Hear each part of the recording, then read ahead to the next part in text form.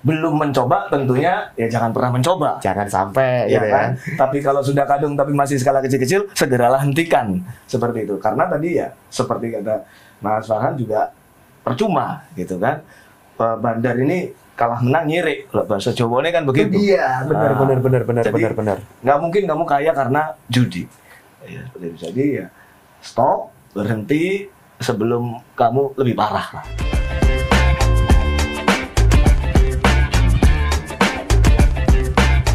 Halo Empower, selamat datang di podcast Suara Rakyat sama Vander kali ini ya. Hidup yang tidak dipertaruhkan katanya tidak dimenangkan. Itu kan quotes-nya Sultan Syahrir. Tapi sering salah kaprah. Jadi itu bukan buat judi, bukan. Tujuannya quotes itu bagus untuk kamu setiap ada opportunity diambil. Ojo digawe legitimasi soal judi. Nah, kali ini kita bakal soal judi nih bahasannya. Dan untuk itu Fadar sudah bareng-bareng dengan Bro Eri Komala dari DPRD Provinsi Jawa Timur. Apa kabar Bro? Baik. Selamat datang lagi di podcast Suara Rakyat. Siap. Ya gimana, bener gak sih hidup yang tidak dipertaruhkan tidak dimenangkan ya? Bukan buat judi tapi Kalau bukan buat judi benar. ya, tapi kan sering disalahgunakan loh sama orang-orang tuh. Loh, kenapa kamu main judi online loh? Hidup yang tidak dipertaruhkan tidak dimenangkan. Kan gak ngono ya kan, konsepnya kan tidak begitu gitu kan. Soal judi tapi ini Bro, di Jawa Timur selama ini pantauan Bro Erik dari sisi legislatif separah itukah? Iya, kita bicara khususnya di Jawa Timur ya. Memang separah itu, Mas. Ya. Wow. Mungkin bukan hanya Jawa Timur saya rasa ya. Seluruh Indonesia juga krisis judi, krisis judol lah. Bukan judi offline. Mungkin kalau judi offline zaman-zaman lama itu Ya. masih bisa dihandle karena kelihatan ya. Nah, Kalau judi online ini kan di dunia maya, jadi susah sekali untuk membasminya. Jadi bukan hanya Jawa Timur, saya rasa se-Indonesia ya krisis judi online. ini tuh kalau kita ngomong fenomena judi online ya Bro Erko ya. Itu kan dia apa mau bilang viral kok nggak enak ya, tapi hype-nya itu dia mulai naik pas pandemi ketika orang itu nggak ngapa-ngapain di rumah gitu kan. Apakah gara-gara itu jadi dia tiba-tiba nyebar? Sebenarnya bukan gara-gara itu, jadi sebelumnya juga sudah marak sebetulnya. Cuman pada saat pandemi khususnya kan orang pada nganggur tuh ya, di rumah itu mau ngapain. Jadi banyak juga di kalangan mungkin di kalangan milenial atau kalangan lain justru mau mencoba-coba mencari nafkah. Astaga. Seperti itu. Jadi bukan bertaruh untuk mendapatkan sesuatu, tapi dia menganggap ini mencari nafkah ketika saya harus diperintahkan hanya untuk rebahan. Iya. Ini kita tidak rebahan, tapi kita doing something untuk mendapatkan sesuatu, meskipun itu hanya bertaruh dan belum pasti dapat. Lah itu bersalah kabeh Bro, karena Ya. kan judi sendiri itu kan menang belum tentu. Betul. Dijadikan pekerjaan. Iya. Remuk lah tambahan. Kalau kayak gini berarti yang rentan itu malah kelompok-kelompok yang mohon maaf tidak punya pekerjaan gitu atau gimana? Iya, jadi seperti yang kita tahu fenomena judi online ini, seperti saya tadi bilang bukan hanya untuk peruntung-untungan ya, tapi mereka bisa kan platform banyak tuh. Ya. Ya, mereka banyak platform, banyak kesempatan. Masa sih semua aku kalah? Kan seperti itu. Bisa aja dia join platform lain dan di situ bisa menang, bisa juga bisa plus gitu. Ketika dia sudah merasakan plus sekali, nah dia akan nagih ini pasti. Ketika dia nagih, wah ini peruntungan saya baik ini. Bisa saya jadikan dalam anda kutip pekerjaan ini. Gimana caranya bisa minusnya sedikit, tapi masuknya banyak. Padahal tidak seperti itu loh. Tidak seperti itu. Nggak ada ceritanya orang kaya dari judi kecuali bandar, ya kan? Nah kalau ini sudah dijadikan apa ya, lapangan kerja secara informal, bahayanya berarti serem banget loh Bro. Iya, jadi serem banget. Jadi bahkan untuk membeli sesuatu yang bukan kebutuhan ya, saya bilang keinginan, mereka mending judol dulu, dapat baru beli, kan begitu. Astaga. Jadi sampai sebegitunya. Mentalnya kena dong kalau kayak gitu ya. Ketergantungan seperti itu karena mudah aksesnya. Lu katanya sudah diblokiri IP-nya. Ya begitu yang diblok kan mati satu tumbuh 1000. Itu dia loh. Kalau ngomongin judi online tuh kayak kucing-kucingannya serem loh. Selain kerugian finansial otomatis karena tidak ada orang yang bisa kaya dari judi kecuali bandar kan. Ya. Ada nggak sih sebenarnya yang dampaknya psikologis kali ya? Itu menurut Bu Erko seperti apa? Wah, kalau dampak psikologis pastinya banyak ya. Banyak yang dalam tanda kutip jadi ODGJ ada gitu kan, karena tekanan judi online ini berhubungan lurus ya dengan pinjaman online. Oke. Jadi Iya, untuk menembel kalah, mereka larinya ke pinjol. Lingkaran setan banget sih kalau Kan kayak begitu. gitu. Dia pikir nggak apa-apa, kalah saya bisa buka platform lain atau saya bisa punya pinjol untuk bayar kalah saya. Nggak bisa bayar, teman-temannya diteror. Akhirnya hubungan pertemanan remuk pisan gitu kan. Itu yang ketiga tuh. Wah, Astaga, ini masih ngomongin yang pinjol tadi, apa relate-nya dengan judul. Ini relate banget, ya. Bisa dalam tanda kutip modalnya ambil dari pinjol kan mungkin ya. Seperti itu untuk nembel kekalahan di judul. Gak bisa bayar pinjolnya kan akhirnya. Kalau sudah pinjolnya sudah deadlock semua, udah merah semua, ada lagi nih satu nih, yang tadi nih. Ya, temennya digangguin semua. Pinjam teman. Aduh. Offline kalau ini, Mas. Pinjaman offline. Jelas gak balik. Iya kan? Gak balik. Iya kan, jelas Mawar juga kamu pasti sering ngerasa kan dipinjemin temanmu 100, 200 gak balik kan. Ya, tapi belum tentu dia judul sih, tapi perlu kita waspadai gitu kan sih, Bro ya. Kriminal terus. Kasus kriminal nih, Bro Erko. Beberapa berita itu Vanar baca ada yang mereka melakukan tindakan kriminal apapun bentuknya, entah jambret, curanmor, itu karena terjebak pinjol juga tuh. Iya. Gimana tuh? Jadi memang masuk akalnya begini, ketika mereka itu ingin memenuhi keinginan, saya bilang bukan kebutuhan, belum kebutuhan ya, keinginan tuh mereka sekarang gampang sekali bergeningnya. Ya, ibaratnya sekarang anak-anak muda pengen beli sepatu deh. Ini, wah aku tak nyoba aja deh. Nyobanya kemana? Selain ke pinjol ya? Ke judul dulu deh. Biar gak rugi apa-apa. Tujuannya seperti itu ya. Kalau menang ya beli, kalau enggak ya udah mikir lagi gimana caranya bikin platform baru atau bayar. Kalau enggak itu bikin platform baru atau bayar. Model yang dipakai judi ini kan ya, duitnya juga kadang balik lagi pinjol juga. Betul, balik lagi. Kan sekarang begini. Kalau di judul itu kan banyak sekali macamnya. Ada yang harus deposit. Ya. Ada yang dalam tanda kutip diberi deposit. Mancingnya. Oke. Nah, kalau yang dulu sih awal-awal pasti diberi dulu nih. Ya. Nah, kamu clickbait dulu. Betul. Iklan lah, apalah, semua lah. Itu jadi kita punya dalam tanda kutip saldo di sana. Untuk sedikit mungkin bisa memainkan dan untuk pancingan berikutnya. Kan banyak sekali caranya untuk itu. Jadi nggak bermodal pun, saya rasa modal kuota internet bahkan Wifi juga, warkop bisa ya. Cari duit dari clickbait, di mana clickbait itu mungkin clickbaitnya platformnya judul mungkin sudah. Ini berarti itu kalau kita ngomongin judi online yang rentan itu nggak cuman segmen tertentu aja, nggak cuman ya menengah ke bawah atau menengah ke atas atau menengah, enggak semua ya kalau kayak gini ya. Yang menengah ke bawah ini parah, Mas, menurut saya. Mereka adalah kelompok paling rentan dan banyak. Kelompok paling rentan. Yang seperti yang saya lihat sendiri dengan mata kepala sendiri. Orang jualan pentol, Mas ya. Orang jualan pentol di warung, mereka nganggur, nggak ada yang beli.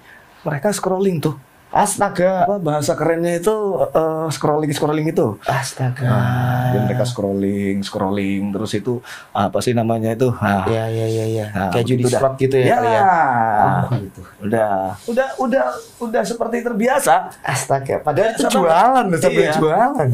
Ya bisa juga itu killing time bagi mereka atau enggak iseng-iseng berhadiah kan kita nggak tahu maksudnya. Iseng-iseng berhadiah itu ya tetap pakai modal loh masalahnya ya. Duit yang harusnya dibawa pulang buat keluarga. Tapi kalau dulu nggak ada seperti semudah itu kan mereka paling kita wasting time atau killing time bisa medsos lah kita. Ya buka TikTok misalnya. Tapi kalau misalnya kalau misalnya pedagang pentol tadi mereka mungkin nggak terlalu tiktokers atau Instagram atau yang apa, wah mending scrolling aja dia. Karena faedahnya ada. Kalau mana dapat duit. Ya prinsipnya, tapi kalau tadi lo ada kaloknya itu loh, Bro. Ya, itu kan, yang miris. Itu ya kan. Gini nih, kalau dari pasti banyak dong konstituen yang sambat ke Bro Erko ya. Keluarganya nggak tahu berarti dong ya. Mereka terpapar atau jadi korban judol gitu. Ya, banyak juga yang tahu sebenarnya. Tahu karena ketahuan, wah terakhir anaknya minta duit. Kenapa nih kebutuhannya semestinya segini terus jadi segini gitu.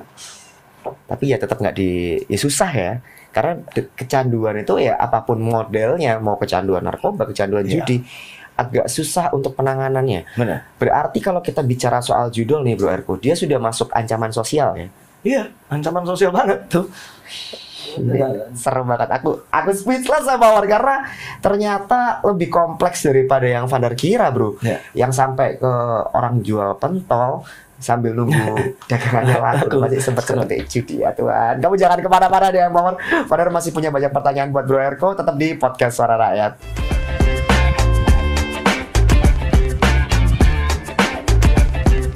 Lanjut lagi ya Power di podcast Suara Rakyat masih sama Vandar dan Bro Erko. Miris loh aku dengar ceritanya Bro. Bakul pentol nunggu dagangannya laku ya kan. Malah judi. Itu duit iso katut loh ya. Uang yang harusnya buat istri anak di rumah ya kepake buat judi, akhirnya pulang nggak bawa apa-apa. Nah kalau kayak gini, regulasi yang ada itu masih kurang tak Bro? Jadi sebenarnya regulasi itu sudah ada dari dulu ya, kan dari hukum pidana kita juga sudah ada. Kalau nggak salah, kalau saya mau kutip sedikit ya, pasal 303 soal perjudian. Iya juga ya, benar-benar itu dari dulu ya.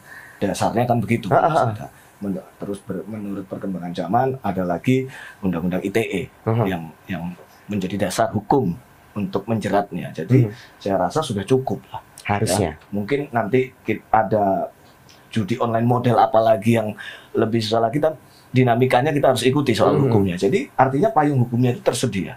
Oke. Sekarang PR kita bagaimana untuk mengurangi volume orang memakai judi online itu tadi. Iya. Tentunya tadi seperti yang sudah disebutkan, blokir nih. Ya, ya kan? Diblokir kan? Itu salah satu yang harusnya bisa dong. Sudah dilakukan kementerian ya, Komdigi, dan kemarin itu adalah pemblokiran situsnya. Setelah itu pemblokiran situs ini kemarin yang seperti kita dengar juga dalam tanda kutip ada yang masih dibiarkan, ya, ada yang masih dibiarkan, itu artinya saingan-saingan yang kecil-kecil itu hanya yang itu yang dimatikan. Asik ya. Sedangkan player yang besar tetap hidup. Nah, supaya larinya ke sana gitu. Betul. Kan oknumnya tapi udah ditangkep. Nah, kok bisa? Tapi memang bener sih ketika habis rame-rame ada yang ketangkep karena jadi dalam tanda petik pelindung tadi. Iya. Fadar pas siaran nanya, kamu masih bisa nggak sih akses web judi online? Nanya ke Empower gitu kan. Banyak yang bilang masih bisa, bahkan aku di screenshotin loh mereka akses. Nuakan akal kok Empower ini. Itu yang sudah diblokir? Sudah. Jadi setelah rame-rame yang jadi backing itu ketangkap, penasaran dong, tanya ke Empower, kamu ada yang masih bisa nggak? Masih bisa akses mereka. Nah ini kan berarti apa dong hambatan utamanya? Kalah pinter. Masa berarti SDM penegak hukum kita kalah pinter sama bandar nih? Kalau tadi ngomong itu sudah diblokir, harusnya blokirnya permanen. Nah, tapi masih bisa diakses tuh. Kalau sama IP-nya sama, harusnya blokirnya permanen. Tapi kalau bisa diakses kan, ini ada apa? Lah, blokirnya ini blokir sementara atau permanen kan begitu. Hambatan utamanya apakah teknologi kita yang kalah cepat sama mereka? Juga, karena kalau memblokir yang besar, terus itu memang dipermanen, saya rasa banyak omset yang hilang, banyak player yang hilang, dan tidak gampang bagi pelaku bisnis judi online itu untuk membuka yang baru. Kan sama aja dengan media sosial, harus digedein dulu nih, cari lagi player baru, itu kan tidak gampang. Nah, tapi dia berarti kalau kayak gini ada sesuatu bisa, nih ya. Bisa seperti ya saya ngomong, cuman ganti PT-nya aja mungkin ya, ganti nama lah ya kan. Iya. Dicabut izinnya, ya izinnya aja yang dicabut, kita bisa bikin lagi, akan begitu. Kalau kita ambil dari pusatnya, ini mikirnya random banget nih Vander ya. Kita ambil aja dari pusatnya, kan ganti PT itu berarti direkturnya sama kan. Kita tangkap aja direkturnya. Apa nggak bisa karena mereka ada di luar negeri? Iya. Itu jadi hambatan. Itu jadi hambatan. Judi online itu kan operatornya nggak di Surabaya, nggak di Indonesia, seperti itu kan. Seperti kita lihat scamming lainnya yang terjadi di Indonesia misalnya. Para warga negara mana ada dari Cina, dari Kamboja yang tertangkap di Indonesia tidak melakukan scamming untuk orang Indonesia kan? Dia melakukan scamming untuk China juga, negaranya sendiri, supaya IP-nya mungkin tidak terlacak di negaranya. Nah ini yang jadi kendala ya. Ya sama juga dengan judi online dong. Oke, berarti PR-nya kalau gini hubungan bilateral ya antara kita, entah dengan Kamboja yang katanya jadi server kan. Tapi kan ini berarti rumit gitu ya. Kalau kita mau langsung tangkap direkturnya ya. Kalau dibalik logikanya nih bro, kita edukasi nih orang-orang. Ayo kamu jangan judi.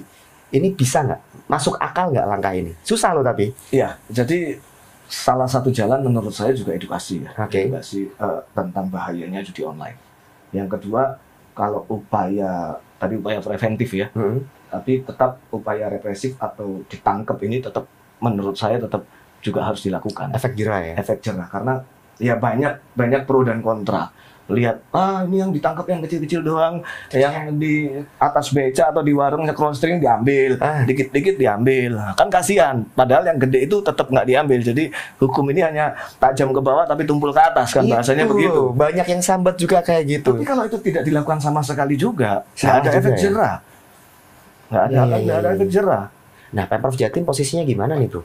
Masalahnya kan, oke, itu memang ranahnya teman-teman di pusat, oke. Tapi kan masa pemerintah daerah nggak punya upaya untuk melindungi masyarakatnya, warganya gitu? Ya itulah yang lewat kami ya, tentunya sebagai legislatif, kami juga sudah menyusun beberapa perda usulan tentang judol yang kebetulan kemarin juga sudah masuk ke perda Trantik nantinya. Wow. Jadi perdanya memang nggak perda sendiri judol, tapi masuk ke Trantik. Jadi ada dalam pasal-pasal itu nanti yang akan mengatur. Kita masih di tahap FGD.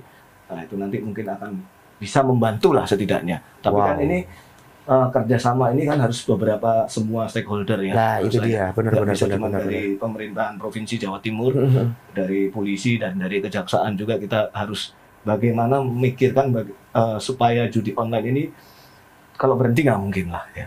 Tapi setidaknya berkurang. Realistis lah. Kalau dia bilang berhenti total, angel ya karena terlalu banyak dan modusnya terlalu macem-macem gitu loh kan bro. Rencananya ya di perda itu tadi, oke lah perdanya kan secara umum terantip. Soal judul itu kayak gimana? Apakah teman-teman Satpol PP ketika ada kerumunan, aku berkaca ke Surabaya aja jam malam, boleh ngambil anak di bawah umur, atau kan nanti boleh bukain handphonenya tuh untuk ngecek, atau kayak gimana rencananya? Ini semua masih kita rancang ya. Jadi kita juga mendengarkan masukan-masukan dari masyarakat, itulah gunanya FDG kan. Jadi kita mau tahu bagaimana yang efektif itu bagaimana, sih nggak mungkin juga kita dilindungi, kita nanti akan berurusan hukum yang baru lagi nih. Nanti kalau misalnya perampasan, melihat, ini kan harus, kalau secara hukum kan harus ada sitanya dulu. Iya benar juga sih, ada surat pengantar, kok surat pengantar, surat apa sih istilahnya? Surat perintahnya dulu ya. Seperti itu, sedangkan apakah ini keadaan terpaksa? Iya. Beda nanti pemahamannya. Kayak pidana murni ya. Bisa langsung begini kan, ini enggak juga. Butuh proses panjang berarti ya. Oke. Nah, kalau pengawasan transaksi keuangan masuk akal nggak bro buat dimasukkan? Bukan transaksi keuangan secara makro ya, wakil kan kalau kayak gitu. Tapi kayak pemerintah provinsi kan punya bantuan-bantuan yang ditransfer ke masyarakat. Itu dulu deh, penerima bantuan dari Pemprov, dicek dulu nih transaksi keuangannya. Ada transaksi mencurigakan nggak? Langkah itu bisa meminimalisir atau nggak? Nggak hilang semua ya, itu susah ya. Tapi at least menekan lah. Tapi database di pusat itu mas. Maksudnya ya kita mau nge-trace ya. Ya artinya kita nge-trace buka itu. Wah susah sekali. Oh ya? Oh itu gak gampang ya? Tak kira tinggal minta ke PPATK kayak, bro aku minta data dong, nggak segampang itu ya? Ya karena harus ada alasannya dulu. Tidak semua kita random bisa buka. Itu kan ada kerahasiaan bank, kita banyak hal yang harus dilewatin. Berat ya berarti ya.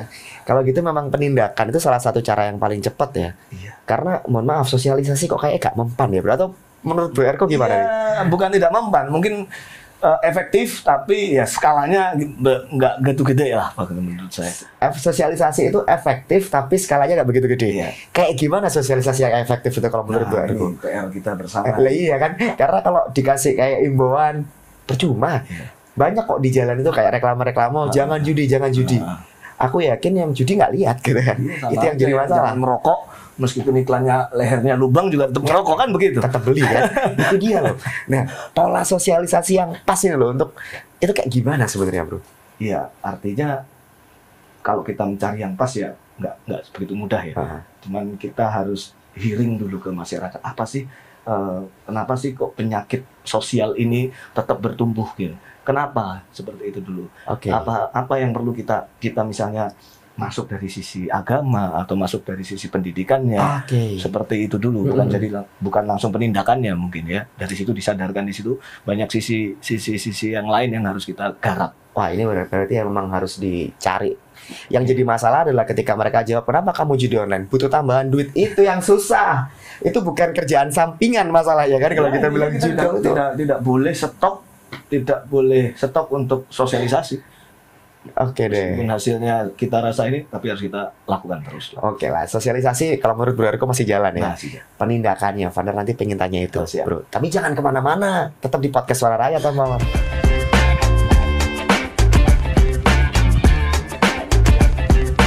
Lanjut lagi ya Mawar di podcast Suara Rakyat soal judi ya sama Vander dan Bro Erko. Sosialisasi, tadi keyword dari Bro Erko masih mempan. Tapi itu bukan sosialisasi masang reklame ya. Bukan, itu nggak bisa cengkal. Cuman dibaca, oh ya wes gitu aja kan. Terus apa langkah preventif kalau kita bilang preventif nih bro ya? Ini kan berarti kalau kita tangkepin mereka yang judi, kalau buat Vanar itu bukan preventif, tapi untuk mengubah mereka yang belum berjudi untuk supaya enggak sama sekali, itu kayak gimana? Ya, jadi tentunya sosialisasi itu kan bentuknya banyak ya. Ada yang menyadarkan, ada yang menakut-nakuti. Nah, dan seperti itu. Menurut saya ngeblend semua aja, harus semua. Karena tetap efek jerak itu timbul ketika mereka merasa takut kan seperti itu. Harus takut-takutin. Entah itu takut ditangkap, atau takut hidupnya lebih hancur, atau takut mentalnya terganggu, kan seperti itu. Jadi kita harus kasih semua itu. Akibat judul itu bukan hanya itu loh ya, bukan hanya kamu tadi yang saya sebutkan, tapi banyak juga akibatnya. Bisa kalau yang sudah berkeluarga bisa keluarganya rusak kan gitu. Terus kalau sudah ada tabungan, cadangan tabungannya bisa katup. Ablas gitu ya. Banyak sekali apa yang mereka pertaruhkan gara-gara judi online. Wah, ini menarik sih karena memang aku baca jurnalnya siapa gitu. Orang Asia, apalagi orang Indonesia itu kalau mau dikasih sesuatu itu harus takut-takutin dulu ya, untuk kasih pemahaman. Sosialisasi paling ampuh adalah ditakut-takutin. Mohon maaf kayak teman-teman yang asuransi itu kan, kamu awas sakit nanti kan. Ampuh berarti kalau kayak gitu, ya bro ya. Iya. Jadi salah satu opsi untuk mereka supaya nggak berjudi gitu ya. Iya, karena kalau menyadarkan tidak memberikan efek jerak itu ya susah. Ya. Harus ada hal yang bikin mereka kapok dulu ya. Aku baru banget kepikiran ketika Bro Erko tadi jelasin. Ketika kita bicara soal terorisme, itu kan mantan-mantan orang yang terpapar terorisme dikader untuk jadi semacam duta anti terorisme kan. Kalau dibalik posisinya judi ini kita pakai pola yang sama, kita cari orang-orang yang benar-benar pernah terpapar judi online. Terus kita jadikan mereka duta anti judi online. Bukan artis yang nge-gap terus disuruh nggak yang kayak gitu, tapi yang benar-benar kita ajak mereka untuk turun, kasih pemahaman. Dulu aku judi online dan hancur gitu kan. Masuk akal nggak cara itu? Masuk akal banget. Menurut saya masuk akal banget. Karena kalau hanya kita ngundang keynote speaker misalnya sebagai keynote speaker yang bagaimana menceritakan pengalaman orang lain, itu akan beda dengan menceritakan pengalaman sendiri. Itu udah pasti. Jadi harus ya kalau pengalaman sendiri dia cerita ini dan memang dia sudah mengalami sendiri. Nah, itu pasti beda. Akan ceritanya akan lebih terus. Ada filmnya, ternyata aku tadi tak pikirkan, aku dapat ide ini dari mana? Ada filmnya di Netflix kalau nggak salah itu No More Bets atau apa. Itu sama, jadi mereka yang pernah terpapar judi online diajak oleh pemerintah untuk jadi duta anti judi online. Kayak menarik gimana kalau kita mulai dari Pemprov Jatim dulu nih bro. Ya kan? Karena pusat belum ada loh, ya kan? Mumpung kan perdanya lagi digodok. Gimana kalau itu juga jadi salah satu opsi gitu bro? Iya, itu ide bagus. Iya kan, tinggal kita cari aja siapa. Atau kamu deh yang mau, ada yang mau nggak jadi duta anti judi online? Siapa tahu ada kan? Karena cerita itu akan bikin orang lebih aku nggak mau gitu kan. Influencer, mereka akan jadi influencer yang bukan influencer yang ala-ala gitu kan. Bukan settingan yang pasti kan. Karena kan kalau selama ini kita lihat influencer, content creator diajak terlibat, tapi settingan tok loh bro. Iya kan? Akan jadi menarik. Sekolah sama kampus perlu nggak mereka terlibat aktif nih? Oh pasti kalau itu. Karena apalagi yang masih duduk di bangku sekolah ya itu adalah tugas sekolah, di mana guru mempersiapkan murid untuk di dalam proses belajar mengajar. Ya nggak harus hanya pelajaran yang diajarin kan, tapi untuk tata krama, terus perilaku dan lain-lain, termasuk judi online ini harus, kan narkoba sudah sering nih. Nah judi online ya sebenarnya harus dimasukkan juga situ, karena ini udah bukan jadi, ini udah trending banget kan judi online ini. Kalau disejajarin malah kayaknya lebih parah dari narkoba sih. Betul, karena semua bisa akses, lebih gampang aksesnya. Pernah dengar 10.000 aja bisa loh, ya serem sih. 10.000. Oh, aku pernah dengar cerita di luar Jawa itu, bahkan anak sekolah itu rela cari duit, kayak jual pentol tadi, duitnya dibuat deposit judi online. Serem, ini benar-benar masalah yang tadi saya bilang. Iya juga sih. Iya. Nah, modal dulu buat judi. Bener-bener. Nah, tapi untuk preventifnya nih bro ya, kadang itu kan karena oke lah, ini kan kita fokus ke generasi muda dulu aja, yang mereka yang belum terpapar atau baru terpapar gitu kan, supaya mereka nggak tambah dalam. Kadang mereka tuh kalau dikasih tahu merasa ngerti apa sih ngomong ini, kayak merasa digurui gitu. Ya orang-orang yang kecanduan, apapun konsep kecanduannya, nikotin kan, narkoba kan, ketika dikasih tahu akan selalu resistannya adalah ngomong apa sih ngomong ini, kayak merasa digurui kayak gitu loh. Solusinya gimana kalau menurut Bro Erko? Ya mungkin mengguruinya ini harus kreatif gitu Mas ya. Jadi harus tahu segmennya, siapa yang diguruin, bahannya begini. Kalau menghadapi yang ini bahannya begini. Jadi bukan hanya nggak klise gitu ya. Yang kamu jangan gini nanti akibatnya akan begini-begini, itu terlalu klise menurut saya. Jadi harus segmented, misalnya kalau bisa di anak SMA misalnya. Ini kita harus bahas kupas lebih lanjut lagi soal nanti kamu nggak bisa kuliah loh, atau bagaimana, seperti apa itu bahayanya itu. Yang real dengan mereka dalam waktu dekat. Dan itu harus lewat sosial media biar bisa terakses ya. Ya oke, sekolah, jalur-jalur offline kayak sekolah, kampus itu juga perlu. Atau mungkin turun ke kampung-kampung. Tapi kan core utamanya ada di sosial media nih. Ya, sosial media juga, offline tentunya juga sering mengadakan pengarahan, mungkin masuk ke sekolah untuk memberikan edukasi soal bahayanya judi online, seperti itu. Kalau kita bicara soal itu berarti PR-nya nih bro ya. Kalau menurut Fanar nih, itu ada di pemerintah. Karena selama ini, mohon maaf teman-teman Pemprov Jatim, tapi konten-konten yang dibuat pemerintah itu punya kecenderungan boring. Ya. Nah, ini pernah nggak dibahas ketika rapat dengar pendapat, ketika hearing sama teman-teman Kominfo ya, berarti ya? Pernah nggak dibahas nih bro? Kalau secara spesifik mungkin belum ya. Cuman saya punya keinginan untuk pemerintahan khususnya itu lebih luas. Ya, jadi jangan hanya bahas program pemerintahan. Itu dia. Terus keberhasilan pemerintahan, kan cuma isinya begitu. Maka nggak laku itu website atau media sosialnya. Tapi ketika mereka bisa membungkusnya dengan cerita-cerita lain, misalnya ya biar kreatif lah maksudnya, dan itu bisa punya tujuan untuk memberantas judi atau bagaimana pengentasan kemiskinan, harusnya dibikin. SDM-nya mumpuni nggak tapi bro? Sebenarnya SDM-nya pasti mumpuni. Oh ya? SDM kan mumpuni. Paradigmanya di luar nih ya stigmanya jelek gitu kan, nggak mungkin bisa ketemu teman PNS, tapi sebenarnya mumpuni kalau menurut Bro Erko ya. PNS kan banyak yang muda Mas. Itu dia loh sebenarnya kan bisa kan harusnya. Generasi ada yang pensiun, ada yang masuk baru, ada Gen Alpha bahkan udah ada kan begitu. Mereka kan juga melek media sosial. Berarti sebenarnya modal yang dipunya teman-teman Pemprov Jatim ada, tinggal. Ada, mereka kreatif, cuman mungkin tidak diberi ruang untuk itu. Oke, padahal itu bisa jadi satu senjata yang kuat banget untuk kita ngelawan judi online tuh ya kan. Zaman sekarang lewat media sosial kan, seperti itu. Dinsos nih, bro, punya nggak kayak layanan? Kalau di luar itu istilahnya apa ya, gambling anonymous itu loh, ya kan, yang korban-korban boleh saling sharing. Itu kan juga bisa jadi area untuk apa? Rehabilitasi ya kan? Konseling, betul. Ada konselor yang kuat di situ. Dinsos punya itu nggak, bro? Saya belum tahu ya. Kayak saya rasa punya. Saya rasa punya. Itu kan kalau diangkat akan jadi lebih menarik lagi gitu kan. Bisa jadi satu opsi juga kan. Iya, kalau yang saya dengar di Rumah Sakit Jiwa Menur, itu kan milik Pemprov kan, itu juga ada badan konseling. Bisa datang? Iya, bisa datang.